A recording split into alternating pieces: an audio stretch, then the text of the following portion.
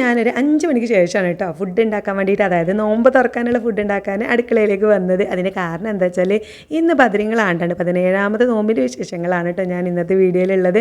അപ്പോൾ നമുക്കിവിടെ പള്ളിയിൽ നിന്ന് മാലിൽ നിന്ന് നമുക്ക് വെച്ച ബീഫ് കിട്ടും കേട്ടോ. അത് ഉച്ചയ്ക്ക് മുമ്പായിട്ട് തന്നെ കിട്ടിയിട്ടുണ്ട്. ഞാൻ വന്നപാടെ ഒരു പാത്രത്തിലേക്ക് ഒഴിച്ച് മാറ്റി വെച്ചിട്ടുണ്ട്.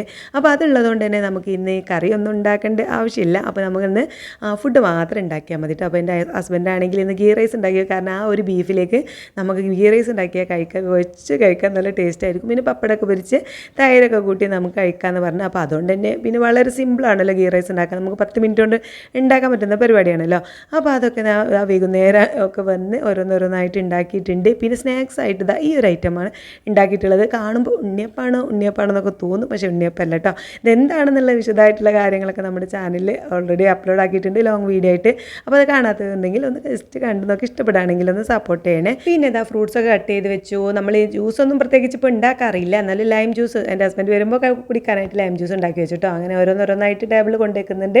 പിന്നെ കൊണ്ടുവെക്കുന്നതിന് മുമ്പ് ഒന്നും കൂടി ബീഫ് ഒന്ന് ചൂടാക്കിയിട്ട് നല്ല മണം വരുന്നിട്ട് ചൂടാക്കുമ്പോൾ കഴിക്കാൻ നമുക്കിങ്ങനെ കൊതിയാവും. കാരണം കുറേ ബീഫ് ഇട്ടിട്ട് ഒരു എത്രയോ കിലോന് ബീഫല്ലേ ഒക്കെ കൂടെ ഒരുമിച്ച് വെക്കുമ്പോൾ ഉണ്ടാവുന്ന ആ ഒരു ടേസ്റ്റാണെന്നാണ് കേട്ടോ എനിക്ക് തോന്നുന്നത്. നമ്മൾ എത്ര വെച്ചാലും ഈ ഒരു ബീഫിൻ്റെ ടേസ്റ്റ് കിട്ടാറില്ല. അങ്ങനെ നമ്മൾ 6:30 ആയപ്പോൾ എല്ലാം ടേബിളിൽ കൊണ്ടുവച്ചിട്ടോ. അപ്പോൾ മക്കളൊക്കെ കഴിച്ചിട്ടുണ്ടായിരുന്നത് ഈ ഒരു സ്നാക്സ്, അത് ഉള്ളിൽ നല്ല മുരിഞ്ഞൊരു സ്നാക്സാണ്. അതിലേക്ക് ബീഫൊക്കെ കൂട്ടി കഴിക്കാൻ നല്ല അടിപൊളി ടേസ്റ്റ് ആയിരുന്നു കേട്ടോ. അപ്പോൾ കൂടുതൽ കഴിച്ചിട്ടുണ്ടായിരുന്ന എല്ലാവരും ഇതായിരുന്നു. ഗീ റൈസ് കുറച്ച് ബാക്കിയായിട്ട് വന്നു കേട്ടോ. അങ്ങനെ ഇതാണ് നമ്മുടെ ഇന്നത്തെ നോമ്പ് തുറ വിശേഷങ്ങൾ.